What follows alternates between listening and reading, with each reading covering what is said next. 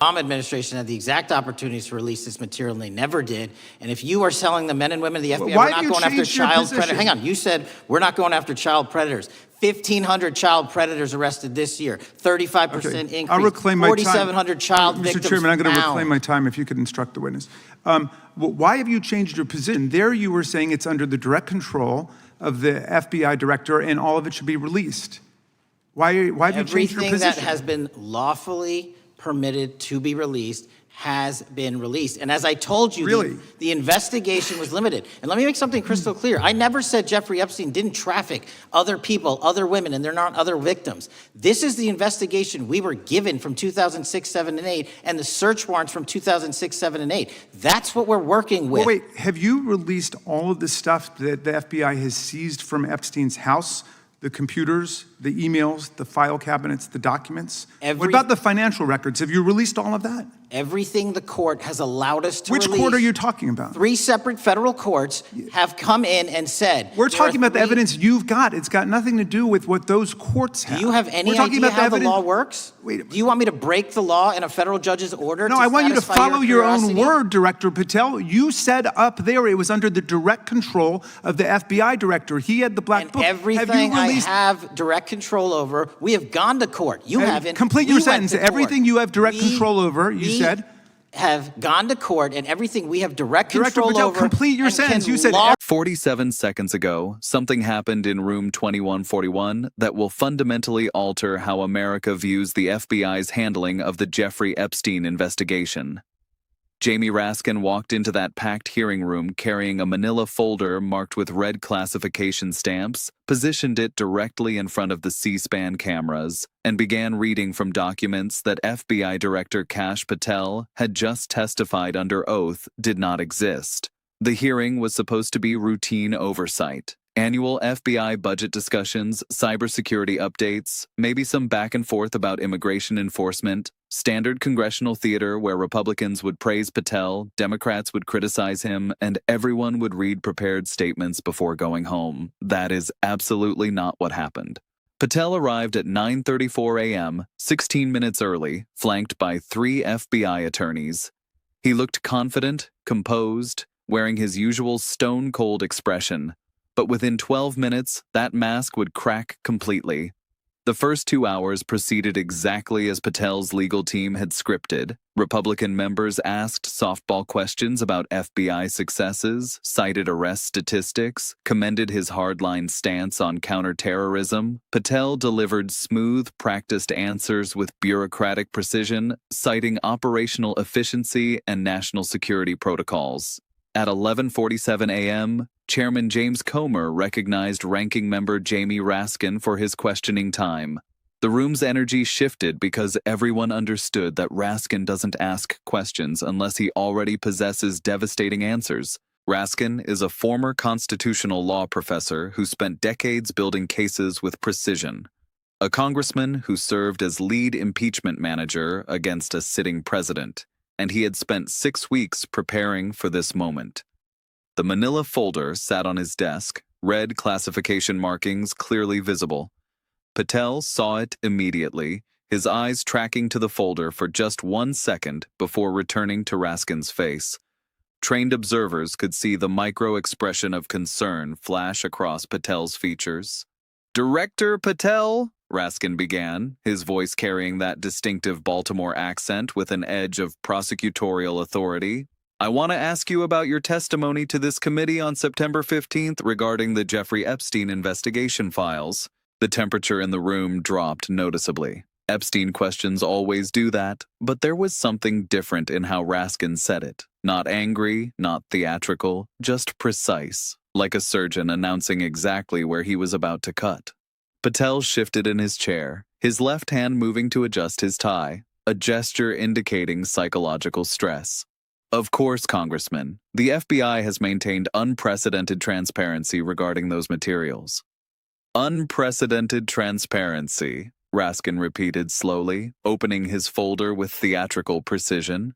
"And when I asked you specifically whether all witness testimony had been released, what did you tell this committee?" Patel's confidence began to crack at the edges. Congressman, as I testified, we released all documents not subject to ongoing investigative restrictions or classification concerns. All documents, Raskin said, pulling out his first piece of evidence. Let me refresh your memory of your exact words. He held up a document bearing official House stenographer letterheads. Quote, Congressman Raskin, I can assure you and the American people that every single witness statement, every piece of testimony, and every interview related to the Epstein investigation has been reviewed and released where legally permissible. We have hidden nothing. End quote. The room went completely silent. Raskin continued, his voice gaining momentum. You said you had hidden nothing. Those were your words, under oath, to this committee and to the American people. Patel's face showed genuine concern, his eyebrows drawing together, his mouth opening before closing again. One of his attorneys leaned forward to whisper advice, but Patel waved her off. Congressman, without reviewing the specific context of that exchange, I stand by the FBI's commitment to transparency within legal boundaries. Well, let me provide some context, Raskin interrupted, his voice carrying barely contained prosecutorial fury. He pulled out a second document, this one bearing FBI letterhead with classification markings clearly visible. This is an internal FBI memorandum dated October 3, 2025, exactly 18 days after your testimony to this committee. Patel's hands, which had been resting confidently on the table, began to show the first signs of trembling. Not pronounced yet, but visible to anyone watching closely. The memo is from FBI Deputy Director Sarah Chen to FBI Records Management Division. Subject line, Epstein Investigation Files, Restricted Access Protocol. Raskin began reading with deadly precision. Quote, Per Director Patel's direct instruction, the following witness testimony files are to be reclassified as permanently restricted and removed from the public release queue. Files ET 2019-1847 through ET 2019-1893. These files contain witness statements from 47 individuals who provided testimony regarding Jeffrey Epstein's associates and operations. The impact was instantaneous and devastating.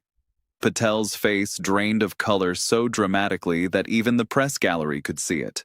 The confident FBI director, who had been smoothly deflecting questions for 2 hours, suddenly looked like a man who had been caught in an indefensible lie. 47 witness statements, Director Patel, removed from public release, 18 days after you told this committee that everything had been released. Patel's mouth opened, but no words emerged. His left hand moved toward his water glass, and when he lifted it, the trembling was pronounced enough that water sloshed over the rim onto the witness table. Congressman, Patel finally managed, his voice barely recognizable from its earlier confident tone. Classification decisions involve complex interagency coordination that... Stop, Raskin cut him off sharply. Just stop. This memo explicitly states, per Director Patel's direct instruction, not interagency coordination, not classification review, your direct instruction to hide 47 witness statements from the American people. The room erupted in whispers and frantic typing from journalists. Republican members looked stunned, unsure how to defend the indefensible. Democratic members tried to hide their satisfaction at watching Patel's credibility evaporate in real time. Raskin wasn't finished. He pulled out a third document, this one with a blue cover sheet. This is Witness Testimony File ET 2019-1851. Maria Rodriguez, 19 years old when she was trafficked by Jeffrey Epstein. She testified to FBI agents in 2019, providing detailed accounts of 6 prominent individuals she personally witnessed at Epstein's properties. Patel sat frozen, his face glistening with visible perspiration, his hands clasped together on the table to control the shaking. Ms. Rodriguez named names, Director Patel. She provided dates, descriptions, and offered to testify in court against her abusers. And you, Raskin's voice rose with moral authority, you personally ordered her testimony classified as permanently restricted. Congressman, I don't have the specific file details in front of me to... I do. Raskin interrupted, holding up another document. I have all of them. The witness described seeing a Hollywood studio executive, a British royal family member, 2 hedge fund managers, and a former U.S. senator. She provided corroborating evidence. She begged federal agents to pursue justice. Raskin paused, letting the weight of his words settle. And you buried her testimony, not because of national security, not because of ongoing investigations, because the people she named are too powerful to investigate. The accusation hung in the air like smoke after a gunshot. Patel tried desperately to regain composure. Congressman, that characterization is completely inaccurate. Classification decisions are made through established protocols. Established protocols? Raskin's voice carried genuine incredulity. He pulled out yet another document. This is your own deputy director's email, sent 3 days before your classification order. Quote, Director Patel, I must strongly advise against restricting these witness files. The testimony contains no intelligence equities or security concerns. The subjects named are private citizens with no government affiliations. There is no legal basis for permanent classification. Signed, Deputy Director Chen. The trap was complete and inescapable. Patel's own deputy director had warned him that hiding the files violated FBI protocol, and he had done it anyway. Your own deputy director told you there was no legal basis for hiding these files, and you did it anyway. So I'm going to ask you directly, Director Patel, who told you to bury 47 witness statements from Epstein victims? Silence. 23 seconds of complete silence that felt like an eternity in the packed hearing room. Finally, Patel spoke, his voice strained and defensive. Congressman, I resent the implication that the FBI would improperly classify materials for political purposes. Then explain it, Raskin shot back. Explain why Maria Rodriguez's testimony about 6 powerful men is classified as permanently restricted. Explain why 46 other victims' statements are buried. Explain why you lied to this committee about releasing everything. At 12:14 p.m., 27 minutes into Raskin's questioning, Kash Patel made the fatal mistake that would end his career. Instead of answering the questions, he tried to attack Raskin's motives. Congressman, I find it deeply concerning that there seems to be more interest in relitigating historical investigations than supporting the FBI's current critical work. Raskin stood up, which almost never happens in oversight hearings. Standing up means you're not just asking questions anymore. You're delivering a verdict. Don't you dare, Raskin's voice thundered. Don't you dare try to change the subject when we're talking about trafficking victims whose voices you silenced. Maria Rodriguez was 19 years old when she was abused, and she waited 6 years for the FBI to pursue justice. You made sure she's still waiting. The chamber was absolutely still. This wasn't about bureaucracy anymore. This was about justice denied and truth buried to protect the powerful. I have one final document, Raskin said quietly, his voice now carrying absolute moral authority. This is a letter from Maria Rodriguez's attorney, dated November 15th, 2025. He began reading slowly, making sure every word landed. Quote, My client has waited 6 years for the FBI to act on her testimony. She named her abusers. She provided evidence. She offered to testify publicly. Instead, she learned from news reports that her statement has been classified and hidden from public view. She asks only this: why are the men who hurt her more important than her right to be heard? Raskin looked directly at Patel, who sat motionless, unable to respond.